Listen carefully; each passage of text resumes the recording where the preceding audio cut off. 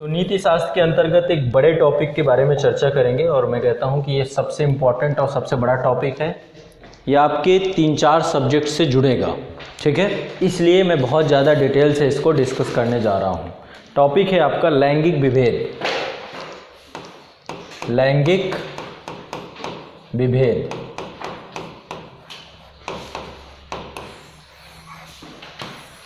Gender discrimination डाल लीजिए heading. अब इसके बहुत सारे पक्ष हैं। सबसे पहले तो हमें समझना है कि जेंडर डिस्क्रिमिनेशन है क्या, पहले इसे समझना है। फिर इसके बाद हम ये समझेंगे कि इसको दूर करना क्यों आवश्यक है, क्यों ज़रूरी है, क्यों नहीं होना चाहिए हमारे समाज में। ऐसे कौन कौन से पक्ष हैं जो जेंडर डिस्क्रिमिनेशन के लिए जिम्मेदार हैं, है ना, ये पक्ष समझेंगे। फिर एक बार एक चीज़ आप नहीं समझते हैं, शायद पितृसत्ता आप लोगों ने बार बार सुनी है, लेकिन आपको भी पता नहीं कि पितृसत्ता है क्या वास्तव में, ये कैसे वर्क करती है, कैसे ये कार्य करती है। तो एक बार हम पितृसत्ता को समझेंगे। तो ये पूरा टॉपिक आपका भारतीय समाज से जुड़ता है, ये पूरा टॉपिक आपका सोशल जस्टिस से जुड़ता है, ये पूरा टॉपिक आपका राज्य व्यवस्था से भी जुड़ता है, ये पूरा टॉपिक आपका ऐसे के पूरे एक टॉपिक से जुड़ता है, ये आपका एथिक्स से तो जुड़ता ही जुड़ता है। तो विभिन्न पक्षों से आपका सामाजिक पक्ष भी है, आर्थिक पक्ष भी है, इकोनॉमिक्स से भी जुड़ता है ये टॉपिक। राष्ट्र के विकास में सबसे बड़ा बाधक तत्व है। तो आज जो है इस पर एक प्रॉपर व्यापक चर्चा होगी। सबसे पहले मैं आप लोगों से ये जानना चाहूँगा कि आप मुझे ये बताएं कि इसकी परिभाषा क्या है, कैसे आप समझेंगे लिंग भेद क्या है। जैसे कि हमारी बात हुई थी भ्रूण हत्या पे, ठीक है, तो भ्रूण हत्या पे जब हमारी बात हुई तो आप लोगों ने कहा कि भ्रूण कोई भी हो, चाहे पुरुष हो चाहे महिला हो, है तो भ्रूण ही, और भ्रूण यदि खत्म हो तो भ्रूण हत्या मानी जानी चाहिए। लेकिन मैंने आपको कहा कि जब भ्रूण को स्त्री परक जानकर उसकी हत्या कर देते हैं तो इसे हम भ्रूण हत्या के रूप में जानते हैं। अब यहाँ पे लैंगिक भेद भी आपको कुछ इसी तरीके से बताना। बताइए लैंगिक भेद क्या है, बताइए।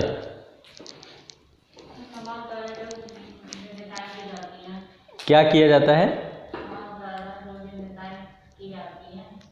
समाज द्वारा विभिन्नताएं। कैसी विभिन्नताएं की जाती हैं? स्त्री पुरुष जो किया जाता है, कार्य को लेकर के क्या किया जाता है? जैसा खाना है तो सर महिलाएं बनाएंगी। अच्छा, पुरुष नहीं बनाते खाना?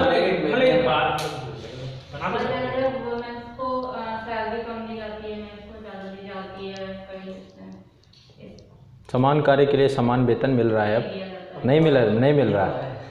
नहीं, ये चीज़ जैसे हम तो धरातल पे भी देखे तो ये बात सत्य है कि महिलाओं को सैलरी कम मिलती है। कहाँ पे आप देखने को पाते हैं, जैसे मान लीजिए आपके घर पे आप अपना मकान बनवाइए तो जो मजदूरी पे पुरुष आएगा और मजदूरी पे महिला आएगी, काम दोनों का सेम होगा, लेकिन जैसे अब ईंटा गारे का ही काम होता है, ऊपर आपको लेबर जो है चढ़ाती है ईंटें, तो आप महिला की लेबर कम रहेगी, उसका परिश्रम उसका पारिश्रमिक कम देंगे और पुरुष को ज़्यादा देते हैं।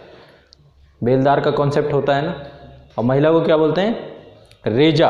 हमारे क्षेत्र में उसे रेजा, उसका शब्द प्रयोग करते हैं। रेजा सस्ती होती है, बेलदार महंगा होता है। यहाँ पर हम देखते हैं और भी बहुत सारी चीज़ें हैं। क्या राज्य कर सकता है? राज्य समान कार्य के लिए समान वेतन दे रहा है कि नहीं दे रहा है? राज्य दे रहा है, लेकिन अभी भी समाज के स्तर पे भेदभाव है ना। और बताइए। देखो बहुत टेक्निकली जाना है हमें। अब आप लोग तैयारी कर रहे हैं जो, तो लेमैन की भाषा में हमें बातें नहीं करनी है।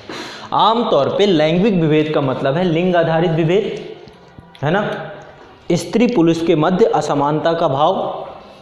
समझ रहे हैं बात को, है ना। आमतौर पे तो यही है। लेकिन यहाँ पर यदि विभेद की बात करें तो विभेद हो किसके साथ रहा है? विशेषकर नहीं, महिलाओं के साथ ही हो रहा है। विशेषकर क्यों जोड़ रहे हैं इसमें? पुरुष के साथ कहाँ विभेद देखने को मिल रहा है आपको? वैसे आमतौर पे लैंगिक विभेद का मतलब है, जैसे भ्रूण हत्या पे हमने बात की थी कि भ्रूण हत्या का मतलब है चाहे पुरुष मरे चाहे महिला मरे, कोई भी भ्रूण मरे तो भ्रूण हत्या है। लेकिन मर कौन रहा है? विभेद किसके साथ हो रहा है? फीमेल के साथ हो रहा है ना। तो ये लैंगिक विभेद हमें समझना है थोड़ा सा डिटेल से। तो पहले कुछ चीज़ें लिखते भी जाओ साथ साथ और फिर समझते भी जाओ। लिखिए, लिंग भेद का शाब्दिक अर्थ है, लिंग भेद का शाब्दिक अर्थ है लिंग आधारित भेदभाव। लिंग आधारित भेदभाव। अब यहाँ पे 2 टर्म्स हैं आपके, इनको थोड़ा सा समझना है। एक टर्म से आपका जेंडर, एक टर्म से आपका जेंडर, मतलब इसको हम क्या बोलते हैं, लिंग। एक शब्द है आपका सेक्स, मतलब इसको क्या बोलेंगे, दोनों में क्या अंतर है बताएं। हाँ, सेक्स आपका, ये आपका इसको बोल सकते हैं जैविकीय कारक है, जैविकीय है।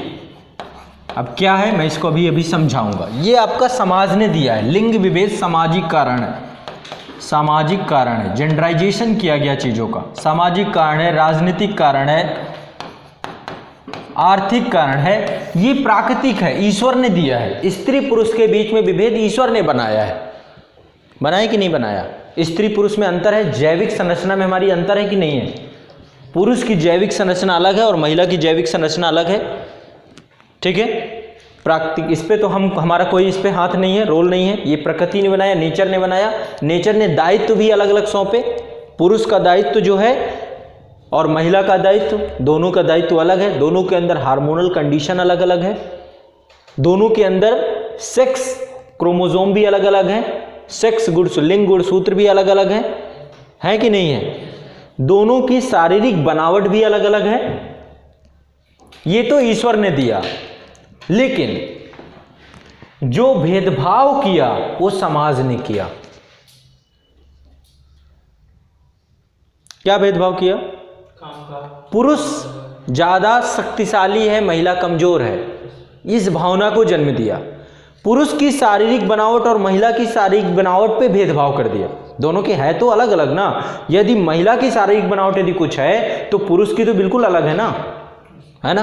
तो एक को कमजोर करना और एक को पावरफुल कहना कैसे अलग है। जैसे मैं आपको एक बताऊं, बेसिक आपके घरों पे ये चीज होती होगी, घर पे यदि मेल है और फीमेल है, आपके घर पे ही दो बच्चे हैं, ठीक है, तो आप देखेंगे शुरुआत कहाँ से होती है।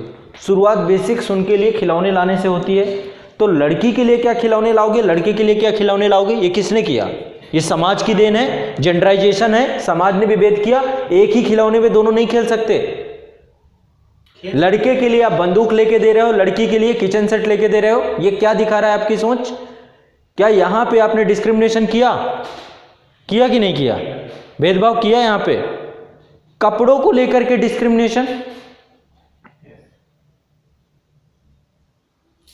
अभी बहुत सारी चीजें हैं जो एक एक परत दर परत खुल के आएंगी। एक लंबी डिबेट है, लंबी चर्चा है, ताकि आपका इस टॉपिक पे अच्छी कमांड हो। तो आगे लिखे, चूंकि भेदभाव सामान्यता महिलाओं के साथ होता है, चूंकि भेदभाव सामान्यता महिलाओं के साथ होता है, अतः यहां लिंग भेद का आशय है, अतः यहां लिंग भेद का आशय है, लिंग के आधार पर महिलाओं के साथ किए जाने वाले भेद, लिंग भेद का आशय है, लिंग के आधार पर महिलाओं के साथ किए जाने वाले भेद से है, भेद से है। कुछ अपवादात्मक स्थितियों को छोड़कर, कुछ अपवादात्मक स्थितियों को छोड़कर समाज दो लिंगों में विभाजित है। अपवादात्मक समझ रहे हैं, अपवादात्मक स्थितियों को छोड़कर समाज दो लिंगों में विभाजित है। पहला लिख लीजिए, पुरुष, दूसरा स्त्री। पहला है पुरुष, दूसरा है स्त्री।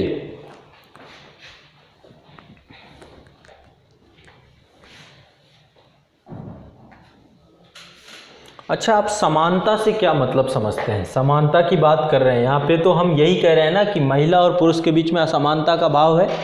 तो फिर समानता क्या है, समानता किसे कहेंगे आप।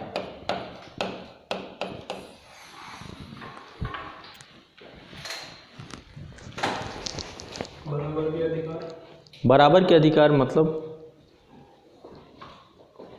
आसान भाषा में विशेषाधिकारों का अभाव। आमतौर पे जब किसी भी पक्ष के विशेषाधिकार कुछ दिए जाते हैं, है ना, यदि किसी पक्ष को विशेषाधिकार दे दिए जाएं तो विशेषाधिकार देने से उस पक्ष के राइट्स ज़्यादा और दूसरे के कम हो जाते हैं, जिसमें एक वर्ग शोषक चरित्र का बन जाता है और दूसरा वर्ग शोषित चरित्र का बन जाता है। यदि हम समाज के विशेषाधिकारों को ही खत्म कर दें, मतलब एक वर्ग विशेष को विशेषाधिकार ना दें, तो क्या ऐसे में समानता का भाव आ जाएगा? यदि विशेषाधिकार युक्त समाज ही ना हो, किसी को हम प्रॉपर विशेषाधिकार, सबको बराबरी कब आएगी? बराबरी तब आएगी जब आप विशेषाधिकार खत्म कर देंगे, तभी बराबरी आ सकती है। समझ रहे हो कि नहीं समझ रहा? बिना विशेषाधिकारों को समाप्त किए हुए हम समानता की भाव को नहीं बना सकते हैं। यही काम किया। लेकिन अब आप देखें तो हमारे यहाँ पे विशेषाधिकार दिए गए हैं, संविधान ने दिए हैं, आर्टिकल 15 ने दिए हैं, आर्टिकल 16 ने दिए हैं। समाज के एक ऐसे तबके को कुछ राइट्स दे दिया, उनको रिजर्वेशन दे दिया, उनको आरक्षण दे दिया, तो ऐसे में समानता की बात कहाँ हुई? राइट में लिखा हुआ है, फंडामेंटल राइट है आपका, राइट टू इक्वालिटी का, समानता का अधिकार, लेकिन वही असमानता की बात कर रहा है, वही विशेषाधिकारों को बना के खड़ा कर रहा है। और हम कह रहे हैं राज्य सकारात्मक भेदभाव कर रहा है।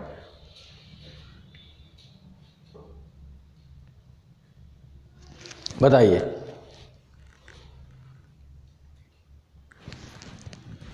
उस समय परिस्थिति जैसी की बात। अब आप लोग चूंकि मुद्दा रिजर्वेशन का है तो आप लोग मौन ही रहेंगे, इसमें बोलेंगे नहीं कुछ। स्त्री पुरुष के बीच में भी राज्य ने समानता की बात कही है। राज्य ने कहा है, आर्टिकल 15 आपका कहता है कि लिंग के आधार पे, जाति के आधार पे, धर्म के आधार पे, मूल वंश के आधार पे, उद्भव के आधार पे कोई भी भेदभाव नहीं होगा, राज्य कोई भेदभाव नहीं करेगा, है ना। राज्य ऐसा नहीं करेगा कि कोई भी वैकेंसी निकली तो उसमें बोलेगा केवल पुरुष जाति ही भर सकती है।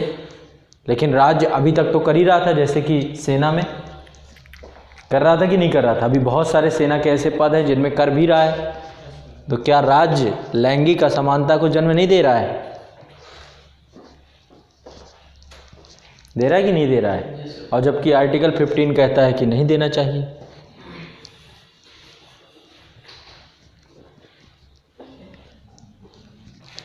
तो इसके लिए एक आर्टिकल और बना दिया संविधान निर्माताओं ने। क्या बना दिया?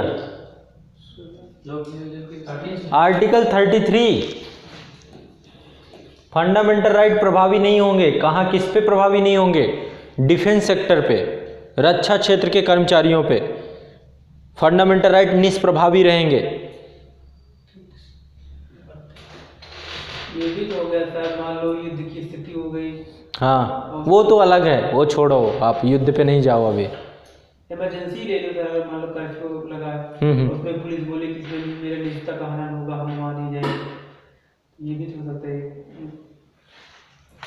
वो तो देखो अलग कंडीशन, उसमें तो आप भी बोलोगे तो आपका नहीं होगा। यदि युद्ध आपातकाल की स्थिति लगेगी तो सबके फंडामेंटल राइट निष्प्रभावी हो जाएंगे, सबके खत्म हो जाएंगे, कुछ राइट्स को छोड़ के कुछ खत्म हो जाएंगे। लेकिन जो राज्य के कर्मचारी हैं, राज्य के कर्मचारियों का फंडामेंटल राइट वो होगा जो राज्य बनाएगा, जो राज्य निर्धारित करेगा अनुशासन को लेकर के, खासकर रक्षा क्षेत्र में। आर्टिकल 33 में बातें लिखी गई हैं। चलिए उधर नहीं जाते, पहले इसे ही कर लेते हैं। आगे लिखिए। अब इसको समझते हैं दोनों चीज़ों को। सबसे पहले जेंडर को समझेंगे और सेक्स को समझेंगे कि जेंडर क्या है, सेक्स क्या है। तो लिखिए, लिंग भेदभाव की अवधारणा को समझने के लिए, लिंग भेदभाव की अवधारणा को समझने के लिए, लिंग भेदभाव की अवधारणा को समझने के लिए सेक्स व लिंग में के अंतर को समझना होगा। लिंग को जेंडर लिख लीजिए, सेक्स एवं जेंडर के अंतर को समझना होगा, अंतर को समझना होगा। यहां पर सेक्स का आशय, यहां पर सेक्स का आशय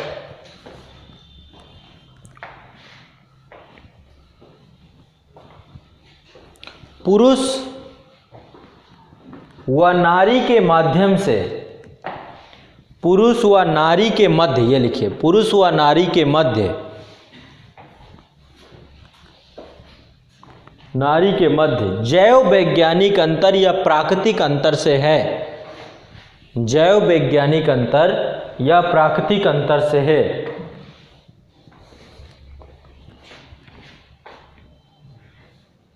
अर्थात सेक्स एक जैविक अवधारणा है, सेक्स एक जैविक अवधारणा है। वहीं दूसरी ओर लिंग या जेंडर, दूसरी ओर लिंग या जेंडर पुरुष व महिला के मध्य या पुरुष व स्त्री के मध्य एक मौलिक विभेद से जुड़ा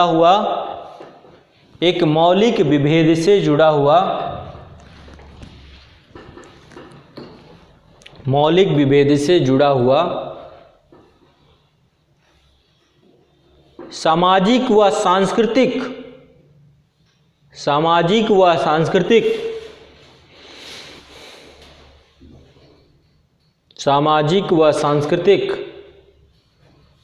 संदर्भों को इंगित करता है।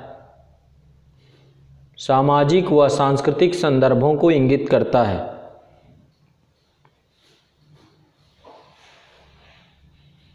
दूसरे शब्दों में स्त्री का एक विशेष प्रकार के जैविक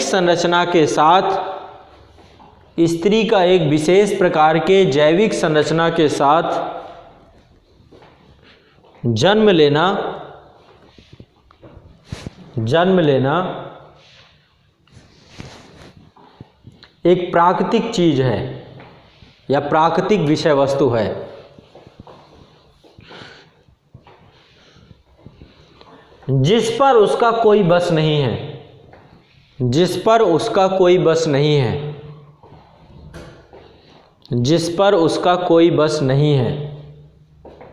लेकिन लिंग प्राकृतिक नहीं है, बल्कि सामाजिक सांस्कृतिक एवं ऐतिहासिक रूप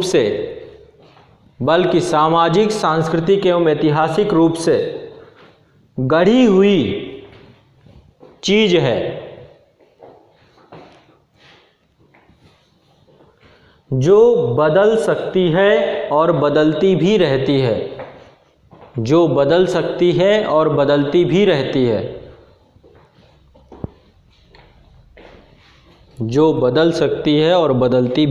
है।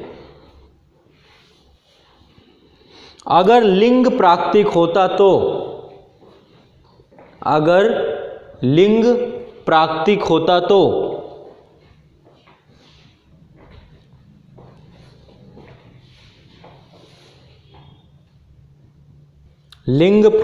होता तो स्त्री व पुरुष की स्थिति सभी जगह हमेशा एक जैसी होती। जैसे कि आप देखिए सिंधु घाटी सभ्यता का समाज कैसा था, मात्र सत्तात्मक समाज था। फिर धीरे धीरे हमारा समाज पित्त सत्तात्मक होता गया। विश्व में बहुत सारे ऐसे देश हैं जो मात्र सत्तात्मक समाज के देश हैं। विश्व में बहुत सारी जनजातियां ऐसी हैं जहाँ पे मात्र सत्तात्मकता प्रभाव प्रधान है। तो हर जगह फिर एक ही वो होता, यदि ये भी चेंज होने वाली चीज़ होती। ये समाज विकसित करता है। समाज के मौलिक मान्यताओं के आधार पे लिंग आधारित भेदभाव का जन्म होता है। ठीक है, तो ये किसकी देन है? समाज की देन है, ना कि ये प्रकृति की देन है। प्रकृति की जो देन है, हर जगह पे कहीं पे पुरुष बच्चा देता है बताइए? नहीं देता ना। नहीं देता तो इसका मतलब हर जगह ब्रह्मांड में हर जगह पे एक ही रूल है, एक ही नियम है जो प्रकृति ने बनाया है और वही प्रकृति का नियम फॉलो हो रहा है। जो पुरुष के कार्य प्रकृति ने निर्धारित किए और जो महिला के कार्य प्रकृति ने निर्धारित किए हैं, दोनों के एक जैसे हैं, अपना अपना काम कर रहे हैं, अपने अपने दायित्वों का निर्वहन कर रहे हैं। लेकिन यहाँ पर जो पितृसत्ता ने किया कि महिला को कमजोर बना दिया, ठीक है, तो अभी पितृसत्ता को भी समझेंगे। पहले इसे पूरा लिख लीजिए, आगे लिखिए नेक्स्ट। लेकिन साक्ष्य यह बताते हैं सातवाहनों का नाम सुना आपने? सातवाहन राज्य, सातवाहन साम्राज्य आपका मौर्य काल के मौर्यों के उत्तराधिकारी रहे हैं। मौर्यों के बाद देखा जाए तो सातवाहनों को ही भारत का वास्तविक उत्तराधिकारी कहा जा सकता है। उसी समय भारत में विभिन्न आक्रमण होने भी चालू हो गए। उसी दौरान शकों का आक्रमण हो रहा था भारत में। फिर इसके बाद हिंद यवन भी आए, पल्लव भी आए, बहुत सारे आक्रमण, कुषाण भी आए, लगातार आक्रमण हो रहे थे। तो उस दौरान आप देखेंगे जितने भी शासक थे या पूरा साम्राज्य था वो पुरुष प्रधान ना होकर महिला प्रधान होता था। जितने भी शासक हुए उनने पहले अपनी माँ का नाम सबसे पहले रखा है, नाम में ही माँ का नाम जोड़ते थे। अभी क्या होता है, अभी क्या कैसा समाज है, यदि लड़की का विवाह हो गया तो उसका नाम परिवर्तित हो जाएगा। होता है कि नहीं होता? ये प्रथा बना दी कि किसका टाइटल लेती है वो, अपने पति के टाइटल के साथ उसको जोड़ा जाता है। तो हमारा समाज पितृसत्तात्मकता के साक्ष्य दिखाई देते हैं। और इससे पहले आप देखेंगे तो बहुत समाज ऐसे रहे जहाँ पे मातृ सत्तात्मकता ज़्यादा रही है, महिला शासिका भी रही हैं, महिलाएं जो हैं शासन प्रशासन की भागीदार रही हैं। तो वो समाज भी विकसित रहा है एक समय पे। यदि ऐसा रहा है तो जेंडर जो है वो समाज के अनुसार बदलने वाली चीज़ है और प्रकृति के अनुसार बदलने वाली चीज़ आपकी क्या है? प्रकृति क्या बदलती है? प्रकृति ने क्या बनाया आपके लिए? सेक्स, लिंग का निर्धारण समाज ने किया है और सेक्स का निर्धारण आपका किसने किया है? प्रकृति ने किया है। ये दोनों डिफरेंसेस को आपको समझना जरूरी है। आगे लिख लीजिए। लेकिन साक्ष्य बताते हैं कि विभिन्न समाजों में यह संबंध विभिन्न प्रकार का रहा है। विभिन्न समाजों में यह संबंध विभिन्न प्रकार का है तथा विभिन्न कालों में यह संबंध बदलता भी रहा है। तथा विभिन्न कालों में यह संबंध बदलता भी रहा है। स्पष्टता, लिंग भेद का तात्पर्य जैविक या शारीरिक भेद से नहीं है।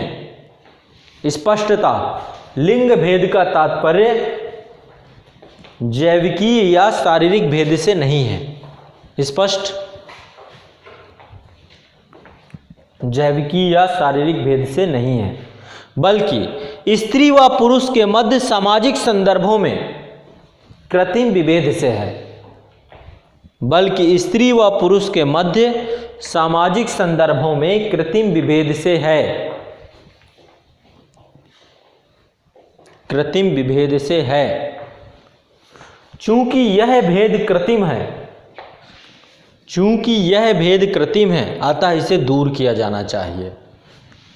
चूंकि यह भेद कृत्रिम है, कौन सा भेद? लैंगिक भेद, है ना, अतः इसे दूर किया जाना चाहिए।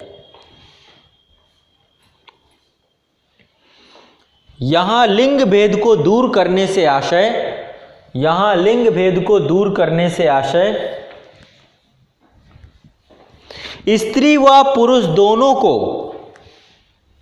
स्त्री व पुरुष दोनों को मनुष्य के रूप में, मनुष्य के रूप में समान अवसर अधिकार, समान अवसर अधिकार, गौरव व गरिमा दी जाए, गौरव व गरिमा दी जाए।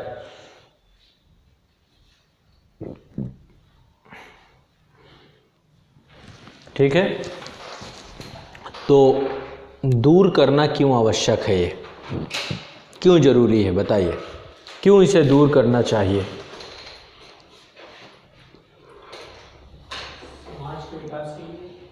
पहला लिख लीजिए सामाजिक दृष्टिकोण। सामाजिक दृष्टिकोण क्या है इसमें? यदि हमें समाज का सर्वांगीण विकास करना है, क्योंकि इस देश में या किसी भी राज्य में या किसी भी क्षेत्र में जो आधी आबादी है वो महिला ही है, तो यदि आधी आबादी के साथ आप डिस्क्रिमिनेशन करेंगे तो क्या वो समाज आपका कभी भी विकास कर पाएगा?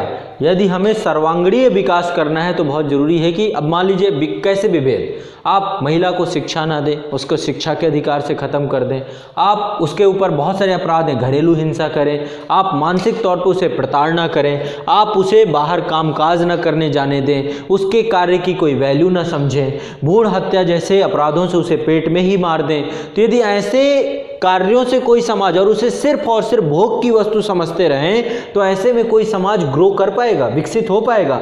समाज के विकसित होने के लिए जरूरी है कि समाज के जितने भी पहिए हैं, यदि समाज में दो पहिए हैं पुरुष और महिला, तो दोनों चक्कों का बराबर और मजबूत होना जरूरी है कि नहीं है? तभी समाज चल पाएगा। तो लिखिए, इसमें लिखिए सामाजिक दृष्टिकोण में लिखिए समाज का सर्वांगीण विकास एवं सामाजिक समरसता के लिए समाज के सर्वांगीण विकास एवं सामाजिक समरसता के लिए यह आवश्यक है कि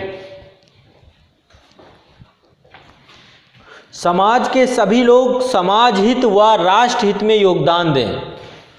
आवश्यक है कि समाज के सभी लोग समाज हित व राष्ट्र हित में योगदान दें। इसके लिए आवश्यक है कि लिंग आधारित भेदभाव समाप्त हों। इसके लिए आवश्यक है कि लिंग आधारित भेदभाव समाप्त हों। महिलाओं को भी पुरुषों के लिए समान अधिकार प्राप्त हों और महिलाओं को भी पुरुषों के समान अधिकार प्राप्त हों। उन्हें अवसर व गरिमा प्राप्त हो। उन्हें अवसर व गरिमा प्राप्त हो।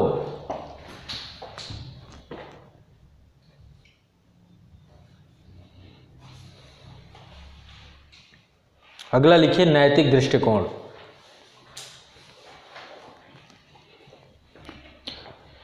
तो नैतिकता क्या कहती है? नैतिकता कहती है कि सभी व्यक्तियों को वो नैतिक अधिकार प्राप्त हों जो उन्हें अन्यों के समान अपने आप को भी विकसित करने में समान अवसर प्रदान करें।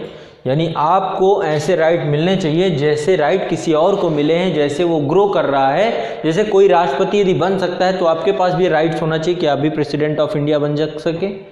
यदि कोई आईएएस अधिकारी बन सकता है तो आपके अंदर भी राइट हो कि आप कोई आईएएस अधिकारी का एग्जाम दे सकें। यदि कोई कुछ भी बन सकता है तो आपको भी बराबरी का अधिकार हो। यदि महिला को उन अधिकारों से हम वंचित ही कर दें, खत्म ही कर दें, समाज के विभिन्न प्रकार के राइट्स से उसको संकुचित कर दें, सिर्फ उसे कुछ विशेष काम ही दे दें कि घर के कामकाज ही करना है, वो पुत्र पैदा करने के लिए ही पैदा हुई है, तो ऐसे में क्या होगा? उसकी संकीर्ण मानसिकता उसे धीरे धीरे खत्म कर देगी, कुंद कर देगी। तो लिखिए इसमें सभी व्यक्तियों का यह नैतिक अधिकार है कि उन्हें अन्यों के समान, सभी व्यक्तियों को यह नैतिक अधिकार है कि उन्हें अन्यों के समान अपने विकास का समान अवसर मिले, अपने विकास का समान अवसर मिले। स्त्रियों को यह अवसर लैंगिक समानता के बिना नहीं प्राप्त हो सकता। स्त्रियों को यह अवसर लैंगिक समानता के बिना नहीं प्राप्त हो सकता।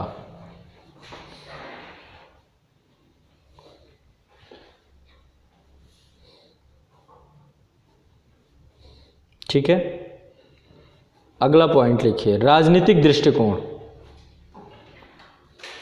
राजनीतिक दृष्टिकोण स्वतंत्रता, समानता, न्याय, स्वतंत्रता, समानता, न्याय जैसे आदर्श, स्वतंत्रता, समानता, न्याय जैसे आदर्श की प्राप्ति तभी सार्थक हो सकती है। आदर्श की प्राप्ति तभी सार्थक हो सकती है जब सामाजिक राजनीतिक व्यवस्था में लिंग समानता हो। जब सामाजिक राजनीतिक व्यवस्था में लिंग समानता हो, लिंग समानता हो। ठीक है, अगला पॉइंट गांधी जी के अनुसार सर्वोदय की अवधारणा, गांधी जी के अनुसार सर्वोदय की अवधारणा को सफल बनाने के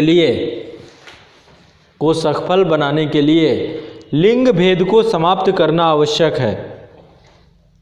लिंग भेद को समाप्त करना आवश्यक है।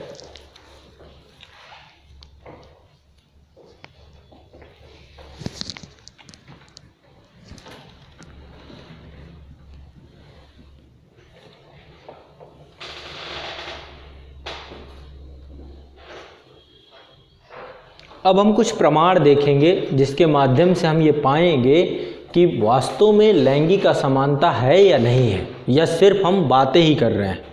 ठीक है, कुछ हमें तथ्य देने पड़ेंगे, ऑब्जेक्टिविटी के माध्यम से हम बात करेंगे। तो लिखिए नेक्स्ट, लिंग भेद के क्षेत्र। कहाँ कहाँ पे लिंग भेद हम देखने को पाते हैं? लिंग भेद के क्षेत्र। तो लिखिए लैंगिक विभेद कुछ मात्र प्रधान समाजों को छोड़कर, लैंगिक विभेद कुछ मात्र प्रधान समाजों को छोड़कर लगभग संपूर्ण विश्व में विद्यमान रहा है।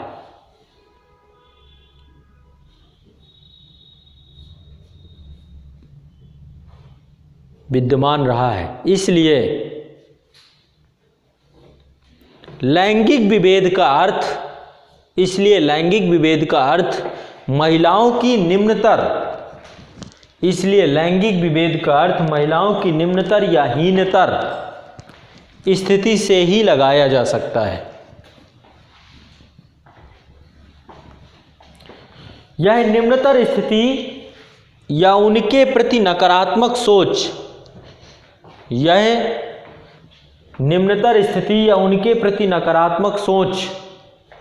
जीवन के प्रत्येक क्षेत्र में देखी जा सकती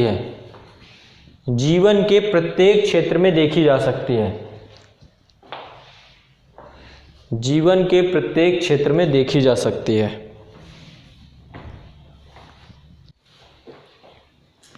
नेक्स्ट आगे लिख लीजिए, कहाँ पर है, अगला लिख लीजिए। अब कहाँ कहाँ पे किया जाता है। नंबर 1, पहला एविडेंस हमें मिलता है पारिवारिक एवं सामाजिक क्षेत्र में। ठीक है, पहला एविडेंस है हमारे पास परिवार व समाज में। तो शुरुआत कहाँ से होती है? पेट के अंदर से, माँ के गर्भ में ही खत्म करके शुरुआत वहाँ से होती है। पहला लिख लीजिए इसमें, जन्म के पूर्व विभेद।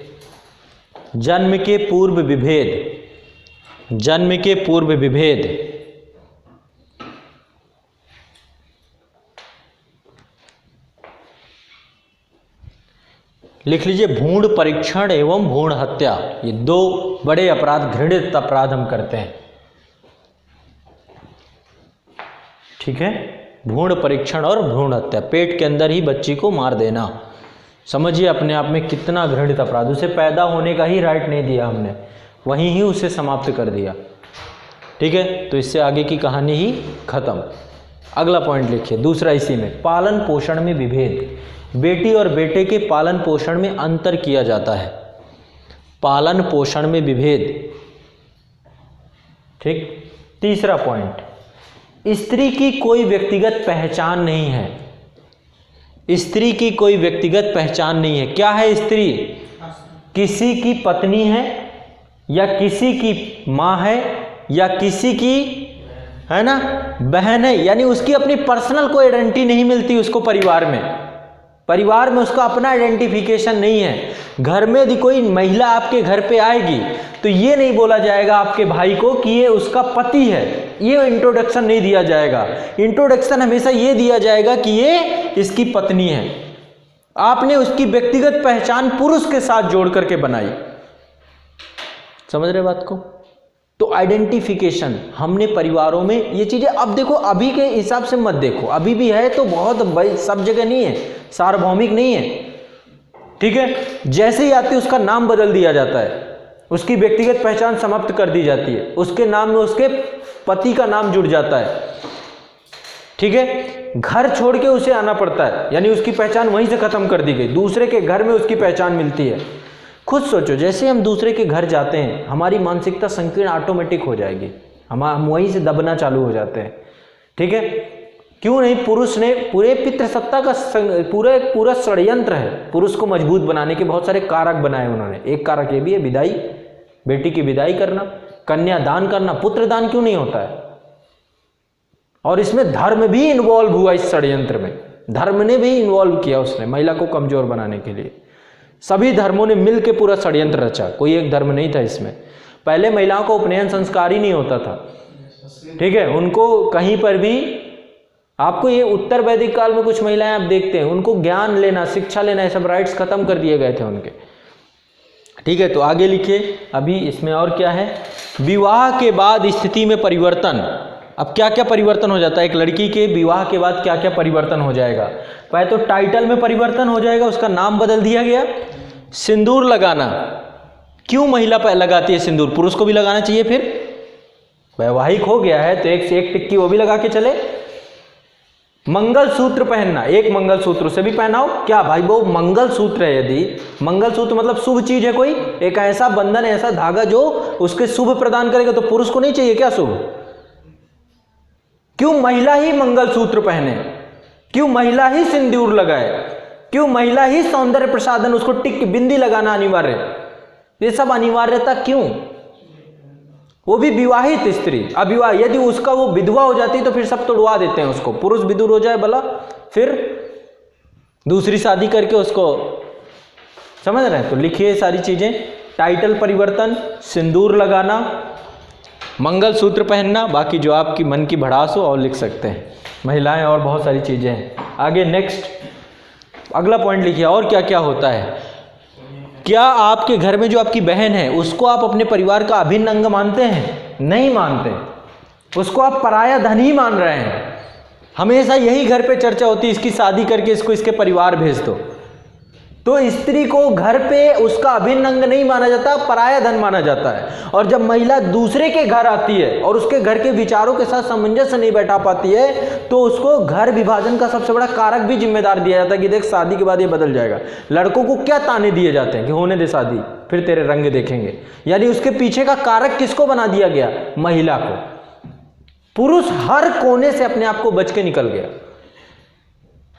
ठीक है, तो लिखिए, परिवार का एक अभिन्न अंग न मानकर पराये धन के रूप में देखना, पांचवा पॉइंट। अगला लिखिए, भाषाई संदर्भ में।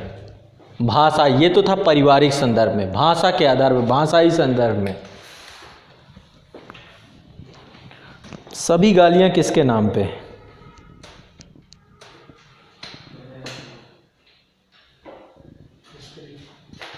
क्यों बनाई गई? किसने बनाया? पुरुष ने। महिलाएं भी गालियां देती हैं तो महिलाओं के नाम पे ही गालियां देती हैं, वो भी, उनके पास कोई पुरुष प्रधान गाली नहीं है।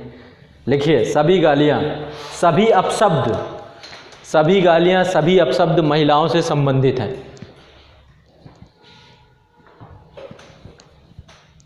किसने बनाया होगा? पुरुष पैट्रियार्की, पितृसत्ता ने बना दिया ये चीजें।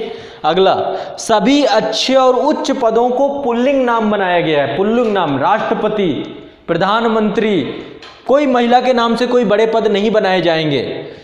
ये भी पूरा षड्यंत्र था पितृसत्ता का। लिखिए, सभी अच्छे और उच्च पदों, मुखिया, घर में भी आपका सबसे जो बड़ा पद है मुखिया, मुखिया भी एक पुल्लिंग शब्द है ना। सभी अच्छे और उच्च पदों का पुल्लिंग होना। सभापति, पति शब्द लिखा है ना। तो ये सब क्यों बनाया गया? सब पितृसत्ता, ताकि महिला को अपने आप को सोचने का मौका ही ना मिले। अगला लिखिए, आर्थिक क्षेत्र में, आर्थिक क्षेत्र के एविडेंस। ये एविडेंस है, प्रमाण है जो हम देंगे कि समाज में समानता है या नहीं है। आर्थिक क्षेत्र में लिखिए, सबसे पहली बात क्या है? महिला को कहाँ पे काम, कौन सा काम दिया गया? घर का काम। ठीक, घर तुम्हें संभालना है, मैं बाहर देख लूँगा। ठीक है, यदि तुम बाहर भी देखोगी तो भी घर तुम्ही को ही संभालना है। समझ रहे हो ना। यदि तुम बाहर देखने की इच्छा रखती हो, यानी कि तुम्हें भी जॉब करनी है तो करो, कोई दिक्कत नहीं है, लेकिन तुम्हें घर तुम्ही को ही देखना है, तुम्हारी ही जिम्मेदारी है। बहुत खुश नसीब होती हैं लड़कियां जिनके पति थोड़ा सा घर में खाना, चूल्हा चौका, भड़वा, बर्तन, बच्चे सब पालते हैं। नहीं तो आजकल की लड़कियां तो डंडे मार के करवा भी लेती हैं कि करना भी पड़ेगा तुम्हें। कई मैंने देखे हैं ऐसे बहुत सारे प्रेम प्रसंगों में। एक हमारे रिलेटिव में शादी हुई है, प्रेम प्रसंग में कर लिया, इंटरकास्ट मैरिज भी कर लिया, और बेचारे अब वो वियतनाम लड़का का रहता था, और वियतनाम से छोड़ छाड़ के यहाँ आ गए। बेचारे वो घर पे महिला हो जाती है बाहर जॉब करने, और आके डेली 2 घंटा आप रसीद भी करती होगी, जहाँ तक मुझे लगता है, जो उसके लगता है। बच्चों को मार दे भला, जबकि पति, उसका पति, उनका पिता को हक नहीं है 2 बच्चों को 2 तारा पट मार दे। कई बार क्योंकि जब मुद्दा बहुत गर्मा गर्मी में आता है तो मैं सुलझाने के लिए बैठता हूँ बीच में, फ़ोन कॉल लगा के, उधर कॉन्फ्रेंस में, इधर ये कॉन्फ्रेंस में।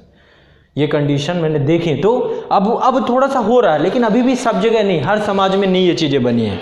तो लिखिए, घरेलू कार्यों में महिलाओं की संलग्नता। और आपको क्या लगता है, महिलाओं को कभी वैकेशन ही नहीं होता है, कभी छुट्टी ही नहीं होती है। यहाँ से नानी के घर गई तो वही सेम काम, उनको तो फिक्स है काम। मौसी के घर गई तो सेम काम, आजा बेटा, उसे करना ही करना है। पति के घर गई या माँ के घर गई, वहाँ भी वही काम, उसे काम करना फिक्स है उसका काम। वैकेशन पुरुष मनाता है, हॉलीडे पुरुष के लिए बनाए गए हैं, महिला के लिए कोई हॉलीडे नहीं है। ठीक है, पुरुष पति की सेवा, पिता की सेवा, यही उसका हॉलीडे है, और हमेशा जीवन पर्यंत मरते तक करते रहना। आप देखेंगे आपके घर पे कृषि कार्य यदि आपके घर पे होता है तो आपकी माँ की संलग्नता होगी, पॉसिबल ही नहीं कि ना हो, आपके पिता के बस की बात नहीं है। लेकिन घर का काम पिता की संलग्नता कितनी है बताइए? कोई भी काम आप उठा के देख लीजिए, माँ की संलग्नता उसमें 100% मिलेगी, लेकिन पिता की संलग्नता माँ के कामों में बिल्कुल नहीं मिलेगी। पितृसत्ता सोच है और कुछ नहीं है। नहीं तो पिता नहीं सोच सकते कि मैं एक दिन जो है बर्तन धुल लूँगा, मैं एक दिन सुबह उठता हूँ, झाड़ू लगाता हूँ, घर में बैठ के पोंछा लगा देता हूँ। महिला प्रेग्नेंट भी होती है ना, उस कंडीशन में भी वो पोंछा लगाती है, झाड़ू लगाती है, सब कुछ करती है। क्यों? नहीं, बना क्या दिया गया, तुम्हें आराम करने की जरूरत नहीं, आराम करोगी फिर ऑपरेशन से होगा। नॉर्मल डिलीवरी चाहिए तो काम करना है, मेहनत करनी है। डॉक्टर्स भी बोलाते कि इसको थोड़ा बोल दो काम करे, जबकि उसके अंदर एक जीव पल रहा है, कोई मतलब नहीं। ठीक है, तो लिख लीजिए इसे, कहाँ पे हैं? हाँ, घरेलू कार्यों में महिलाओं की संलग्नता और इस कार्य को अनुत्पादक मानना, यानी इसकी कोई वैल्यू नहीं है, इकोनॉमिक वैल्यू नहीं, इस कार्य को अनुत्पादक मान लेना। क्या बोला जाता है? तुम घर में बैठी रहती हो पूरे दिन, तुम्हें क्या पता बाहर क्या चलता है, बाहर गुलछर्रे उड़ा के आ रहे हो और घर पे और उसे डांट लगा रहे हो। ठीक है, तो ये भी एक जो है कहीं ना कहीं पे एक मेंटालिटी है, सामाजिक मेंटालिटी। अभी ये सब आप लोग करोगे, टेंशन ना लो। अभी जितना लग रहा है कि महिला से शक्ति, कुछ सब खत्म हो जाता है जब आपका नंबर आएगा, है ना। आदेशों का पालन। नेक्स्ट अगला लिखिए, अर्थव्यवस्था के संचालक के रूप में पुरुष प्रधान भूमिका। अर्थव्यवस्था के संचालक के रूप में पुरुषों की प्रधान भूमिका। पुरुषों को ही ये दायित्व मिला है कि वो घर का पालन पोषण करेंगे, महिलाओं को दायित्व नहीं दिया गया है। चाहे महिला जितना जॉब करे, सब कुछ करे, तब भी उसमें पुरुष प्रधान ही भूमिका मानी गई। अगला नेक्स्ट, सार्वजनिक क्षेत्रों में पुरुषों की भूमिका प्रधान है। सार्वजनिक क्षेत्र, घर से बाहर के कार्य जितने भी हैं, पुरुषों की भूमिका प्रधान है। समान कार्य के लिए महिलाओं को कम व पुरुषों को ज़्यादा वेतन, ये देखने को मिलता है, एविडेंस है हमारे पास। समान कार्य के लिए महिलाओं को कम व पुरुषों को ज़्यादा वेतन।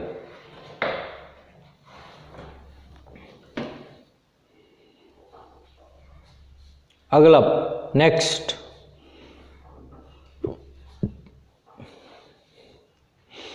राजनीतिक क्षेत्र।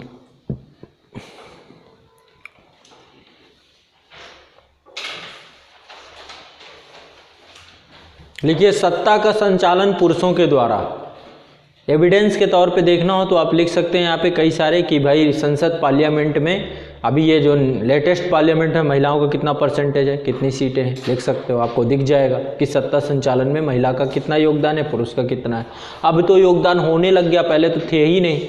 अभी भी गाँव में महिलाओं को लेकर 33% आरक्षण जरूर है, लेकिन प्रधानपति का कॉन्सेप्ट है, वहाँ पर भी प्रधान ही पूरा संभालता है, उसका पति ही संभालता है।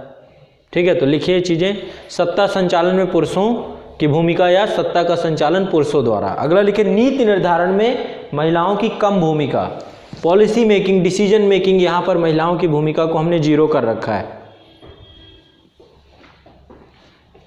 अगला, संसद में महिलाओं की बहुत कम भूमिका।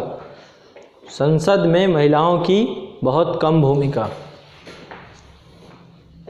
अगला लिखिए, धार्मिक क्षेत्र में। तो अब ये बताइए, आप क्या चाहते हैं कि पुरुष कानून बना रहा है, पार्लियामेंट में बैठा है, तो आपके मन का महिलाओं के पक्ष का क्यों कानून बनाए वो? क्यों महिलाओं को अधिकार, अपने अधिकार छीन के क्यों महिलाओं को दे दे वो? बनाएगा कभी पुरुष समाज महिलाओं के लिए कानून? आज तक 33% का आरक्षण का विधेयक नहीं पारित हो पाया। उसका कारण यही है क्योंकि उस कानून को बनाने वाले सारे पुरुष ही बैठे हैं और सब पितृसत्ता से ग्रसित हैं। आप कई बार देखेंगे, मैं आपको, जैसे आपका इनकम लिखने की बात आएगी, जब आप कभी अपना फॉर्म भरते हैं और उसमें आता है कि आपके पिता की इनकम कितनी है, और यदि आप घर में कृषक हैं तो कृषक में बराबर योगदान माँ का भी रहता है, तो आप इनकम पूरी इनकम पिता की ही लिख देंगे कि 50,000 प्रति वर्ष, 1 लाख प्रति वर्ष। उसमें ये नहीं लिख सकते ऑब्लिक कि 50,000 पिताजी का है, 50,000 माता जी का है। क्यों? क्योंकि लिखते समय आपकी पितृसत्ता हावी रहती है। घर में जब पैर छूने की बात होगी तो आप देखिएगा इस चीज़ को, शायद आपने कभी ये ना किया, माता पिता साथ खड़े होंगे, पहले पिता के पैर छुओगे आप, फिर माता के पैर छुओगे, ये देख लीजिएगा, कभी भी करिएगा, आपकी साइकोलॉजी में पितृसत्ता बैठा हुआ है। बहुत बेसिक बेसिक चीजें बता रहा हूं। पानी यदि देने की बात होगी तो पहले पिता फिर मां। पितृसत्ता ने चीज बनाई है, ना हो तो गौर करिएगा ये चीजें, ये सब बैठी हुई हैं आपके दिमाग में, अचेतन मस्तिष्क में।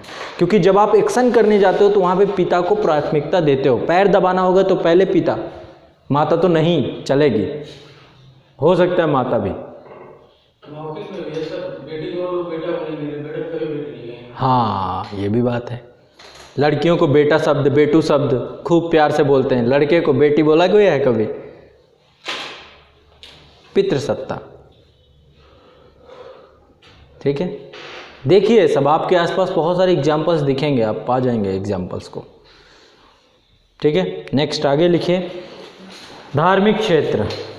धार्मिक क्षेत्र में कुछ मंदिरों में महिलाओं के प्रवेश की पर प्रतिबंध है। कुछ मंदिरों में महिलाओं के प्रवेश पर पाबंदी है। तो क्यों पाबंदी बना रखा गया है? अब जैसे कि सबरीमाला है तो उसमें रजस्वला महिलाएं जितनी भी हैं, एक उम्र है जिस उम्र में महिलाओं का मासिक साइकिल है, उस साइकिल के पीरियड पे उनको मंदिर पे प्रवेश, क्यों उन्हें अछूत माना गया है? क्या पुरुष की कोई साइकिल नहीं है? पुरुष पवित्र नहीं होता है? ये सब पितृसत्ता ने बनाए, उसके रूल्स हैं और कुछ नहीं है। नेक्स्ट अगला पॉइंट, धार्मिक पंथों व संगठनों। धार्मिक पंथों व संगठनों के प्रधान प्रायः पुरुष हैं। धार्मिक पंथों व संगठनों के प्रधान प्रायः पुरुष हैं। अगला पॉइंट,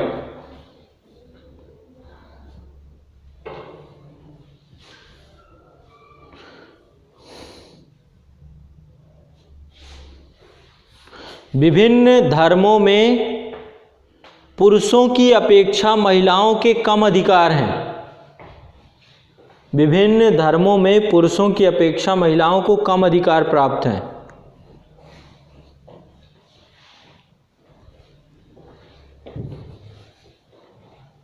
ठीक है,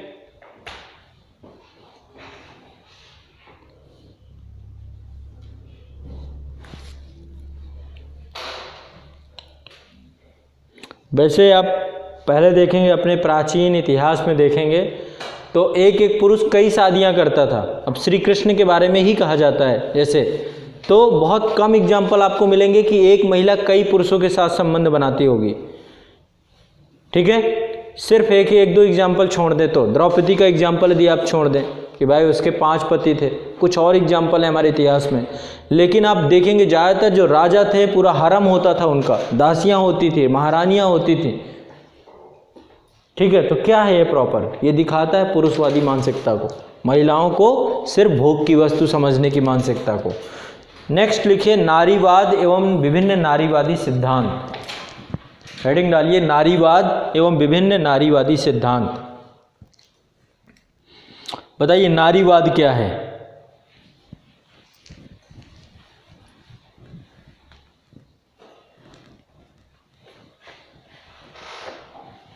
बताइए।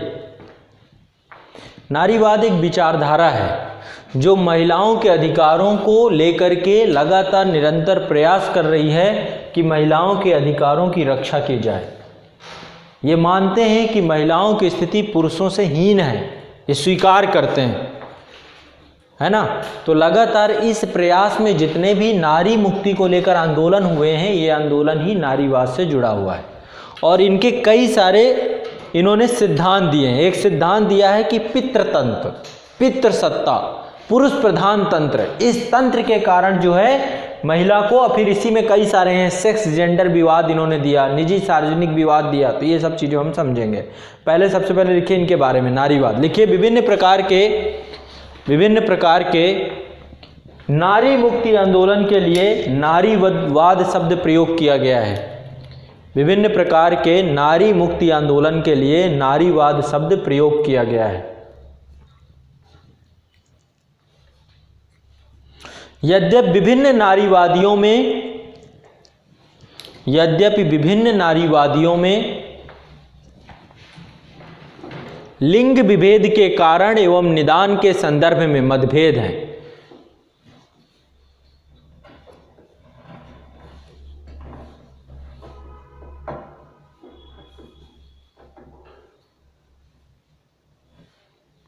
विभिन्न प्रकार के नारी मुक्ति आंदोलन के लिए नारीवाद शब्द का प्रयोग किया गया है। यद्यपि विभिन्न नारीवादियों में लिंग विभेद के कारण एवं निदान के संदर्भ में मतभेद हैं।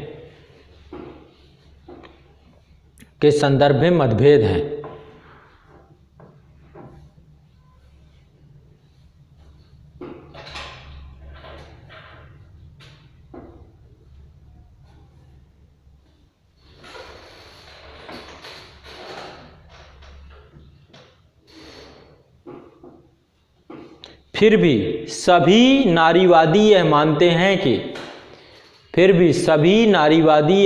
हैं कि समाज में महिलाओं की पुरुषों से हीन स्थिति है। समाज में महिलाओं की पुरुषों से हीन स्थिति है और इस हीन स्थिति का आधार लिंग विभेद है।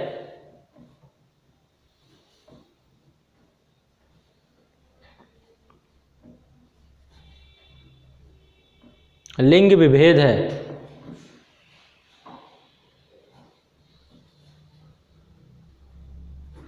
इस विभेदीकरण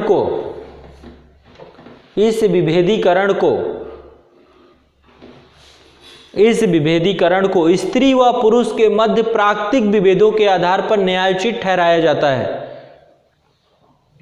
इस विभेद को पुरुष व स्त्री, मतलब लोग कैसे इसको जस्टिफाई करते हैं कि भगवान ने भी देखो पुरुष महिला को एक जैसा नहीं बनाया, तो फिर दोनों एक जैसे राइट्स नहीं रखते हैं। पुरुष को पावरफुल बनाया है भगवान ने, उसको फ्रीली बनाया है, तो ऐसे में पुरुष को और महिला को समान अधिकार नहीं मिलने चाहिए। ये जो लैंगिक विभेद करने वाले हैं उनका मत है। नारीवादी कहते हैं कि ये गलत है। प्राकृतिक विभेद प्रकृति के किए हुए हैं और जो लैंगिक विभेद है वो समाज के किए हुए हैं, जो कि सही नहीं है, वो डिस्क्रिमिनेशन के आधार गलत है। लिखिए, यही बात लिख रहे हैं। इस विभेदीकरण को स्त्री व पुरुष के मध्य प्राकृतिक विभेदों के आधार पर न्यायोचित ठहराया जाता है। प्राकृतिक विभेदों के आधार पर न्यायोचित ठहराया जाता है, परंतु नारीवादियों का यह मानना है कि वास्तव में महिलाओं के साथ विषमता या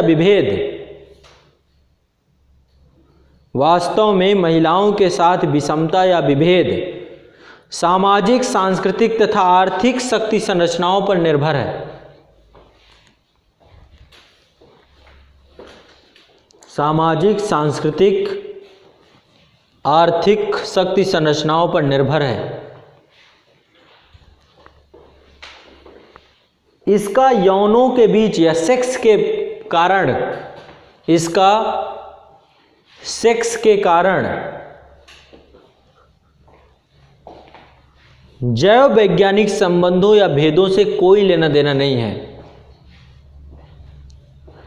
इसका सेक्स के कारण जैव वैज्ञानिक संबंधों से कोई लेना देना नहीं है।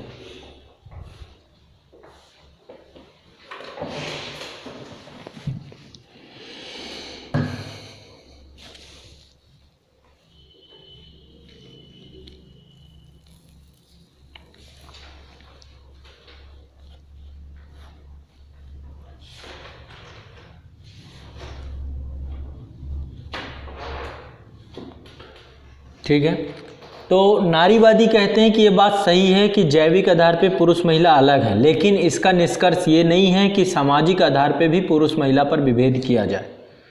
ये गलत है। वहाँ पर तो ईश्वर ने जो किया है सो किया है। तो यदि पुरुष भी तो महिला जैसा नहीं है ना, यदि महिला पुरुष जैसी नहीं है तो पुरुष भी तो महिला जैसा नहीं है ना, दोनों के फीचर्स अलग अलग हैं। तो ऐसे में उसका आधार समाज नहीं होना चाहिए, सामाजिक विभेद नहीं होना चाहिए। इस चीज़ पे नारीवादी सबसे ज़्यादा बल प्रदान करते हैं। ठीक है, अब आगे लिखिए।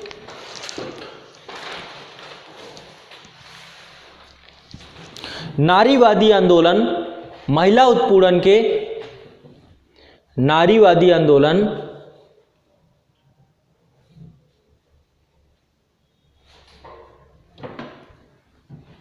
महिला उत्पीड़न के विभिन्न पहलुओं को समझने और उनका निदान करने की दिशा में नारीवादी आंदोलन महिला उत्पीड़न के विभिन्न पहलुओं को समझने उनका निदान करने की दिशा में एक निरंतर परिवर्तनशील विचारधारा है, एक निरंतर परिवर्तनशील विचारधारा है।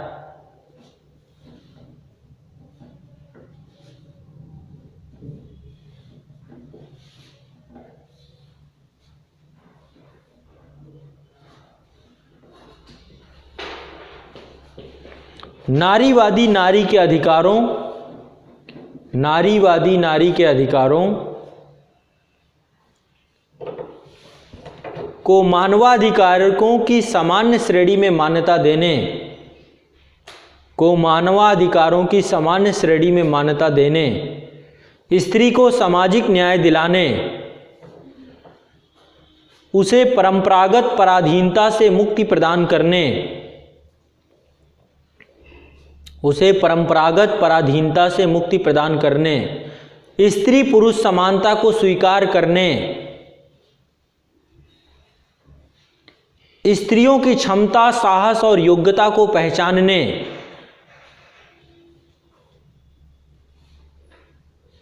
स्त्रियों की क्षमता, साहस और योग्यता को पहचानने, स्त्री को मानव के रूप में पहचान का समर्थन करने वाला,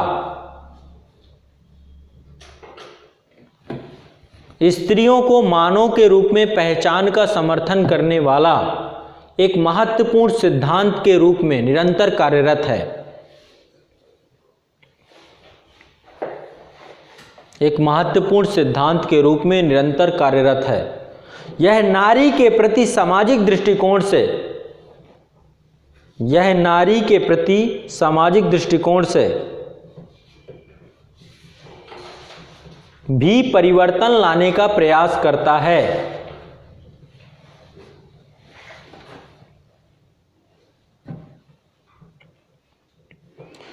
परिणाम स्वरूप नारीवादी आंदोलन संबंधित कई मत उभर कर सामने आते हैं। परिणाम स्वरूप नारीवादी आंदोलन से संबंधित कई मत उभर कर सामने आते हैं जो निम्नवत हैं। नंबर 1, पितृतंत्र, पितृतंत्र या पितृसत्ता।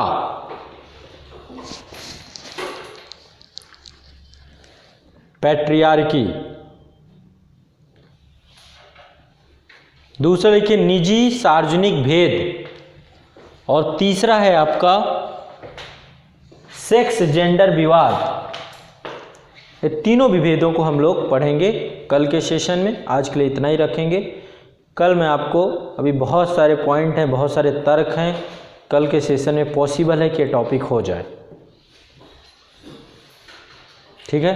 बट एक बार ये हो गया, देखो लैंगिक विभेद एक अलग टॉपिक है, वुमेन एम्पावरमेंट अलग टॉपिक है, महिला सशक्तिकरण इसका आगे जाकर जब हम निदान की बात करेंगे तो निदान पे आएगा वुमेन एम्पावरमेंट।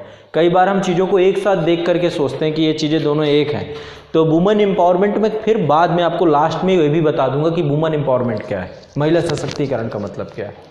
महिला अशक्त है तभी तो सशक्तिकरण करना है, तो पहले अशक्तता के कारण समझ रहे हैं हम लोग, लैंगिक विभेद का रीजन समझ रहे हैं, ठीक है। कुछ चीज़ें समझ में आई हैं आज पर्टिकुलर, धीरे धीरे अभी आपको इसके सारे पक्ष खुलेंगे, ठीक। चल, हाँ ये कौन है? राजीव मल्होत्रा कह रहे हैं कि कृष्ण भगवान है, मतलब कृष्ण ईश्वर हैं, तो उनको अधिकार है कि वो ये किया कुछ नहीं किया, ये मिथक हैं सारी चीज़ें। हमारे ईश्वरों को भी ऐसे जोड़ा गया है ताकि आप जस्टिफाई कर सको, जस्टिफिकेशन है। क्या भगवान को भी राइट है कि महिला, भाई अब चलो जैविकीय तौर पे जो बनाया सो बनाया, यदि महिला को कमज़ोर तो नहीं बनाया ना उसने जैविकीय तौर पे, मुझे लगता है महिला को बहुत ही स्ट्रांग बनाया, और उसके अंदर बहुत सारी कैपेबिलिटी नहीं है जो महिला के अंदर कैपेबिलिटी है, ठीक है। लेकिन अब आप जस्टिफाई कैसे करो कि पुरुष भगवान है, कृष्ण भगवान है, उनको सारे राइट्स हैं, सारे अधिकार हैं, क्यों? वो ईश्वर है। महिला भी बहुत सारे, लक्ष्मी जी भी तो फिर भगवान है, देवी है, उनको राइट दे दीजिए सारे, है ना। सारी देवियों को भी राइट मिलने चाहिए कि कम से कम उनके भी 16-16 हज़ार पुरुष होने चाहिए, पति होने चाहिए, दे के दीजिए राइट्स। आप उसी देवी को फिर क्या कहने लग जाएंगे, क्या क्या नाम दे देंगे? उसी को वेश्या नाम देना चालू कर देंगे आप, समझ रहे बात को। द्रौपदी को ये टर्म्स यूज किए गए हैं महाभारत में, जब बकायदा ये द्यूत कीड़ा हुई है तो उसे अपमानित किया गया है, वो एक खुली सभा में उस महिला को जंघा में बैठाने की बात की गई है। बड़े बड़े नीतिज्ञ बैठे हुए थे, बड़े बड़े धनुर्धारी बैठे हुए थे। तो ये महिला विवेक तो दिखाता है, पुरुषवादी मानसिकता ही तो दिखाती है ना। तो ये सारी चीज़ें आप जस्टिफाई करने लग जाएंगे तो फिर जस्टिफिकेशन में कोई फ़ायदा नहीं है। लेकिन आप समझिए, ये एक सोच है, सोची समझी रणनीति के साथ आपके ईश्वर को भी उससे जोड़ दिया गया ताकि आप जस्टिफाई कर सके किसी भी चीज़ को। आपको इसमें भी जस्टिफाई नहीं करना है, ये सब सोची समझी रणनीति है, बनाया गया, बताया गया। ठीक है, तो इस चीज़ को हम समर्थन नहीं करेंगे, कभी नहीं करेंगे इसका समर्थन। अभी यशोधरा यदि भागी होती बुद्ध को छोड़ के, तो लो एग्जाम्पल, कभी भी तो क्या कहते फिर आप उसे, समाज में कौन सा दंड देते आप उसे? बुद्ध निकल गए तो कोई दिक्कत नहीं है, किसी को कोई ऑब्जेक्शन नहीं है, क्योंकि समाज पितृसत्ता का था, इसलिए कोई ऑब्जेक्शन होना ही नहीं चाहिए था। भगवान बना बैठे, ईश्वर बना बैठे। क्यों अहिल्या को पत्थर की मूर्ति बन के रहना पड़ा? क्या गलती थी उसकी? उसने कौन सा अपराध किया था? इंद्र को क्यों पूछते हैं फिर आप? उसी इंद्र ने आके उसके साथ, लेकिन वो पुरुषवादी मानसिकता है, वो महिला थी, उसके साथ चलता है सारी चीजें, उस दंश को उसने झेला। तो ये सारी चीजें आप जस्टिफाई करने बैठ जाएंगे तो फिर नहीं कर पाएंगे आप, पॉसिबल ही नहीं है। लेकिन आपके दिमाग में भी वो बैठा हुआ है, अवचेतन मस्तिष्क में, पैट्रियार्की, इसलिए जल्दी टाइम लगेगा इसको निकालने में। आपको लगता है पढ़ ले गए तो आपकी पितृसत्ता खत्म हो जाएगी, आपको तो और पता चल गया। अब तो संज्ञानात्मक करोगे आप लोग, नॉलेज में होकर के करोगे, पढ़ने से नहीं ये खत्म होगा। ये एक सामाजिक दूरी है और समाज में एक लंबे अभ्यास के साथ खत्म होगा। एक लंबा अभ्यास करना पड़ेगा हमको। लंबा अभ्यास कैसे आएगा? एग्जाम्पल्स से आएगा। अब जैसे महिलाएं, उनको अब राइट्स मिल रहे हैं। मैरी कॉम ने बताया कि किस तरीके से महिलाएं सशक्त होती हैं, प्रियंका चोपड़ा ने बताया, ये जितने भी गए हैं, जितने महिलाएं अब करती चली जा रही, इससे अब लोग एम्पावर्ड हो रहे हैं। अब फर्क नहीं पड़ रहा है कि बेटी होगा कि बेटा होगा। लोग कहते हैं अब एक ही होगा, चाहे वो बेटी हो चाहे बेटा हो, सब बराबर, क्योंकि महिलाएं भी बराबर की राइट्स रखती हैं। पहले तो राइट ही नहीं दिया गया था, है ना। तो आप जस्टिफाई नहीं करोगे कि भगवान है, ये है, वो है, ऐसे नहीं खड़ा करना इस क्वेश्चन को। ठीक।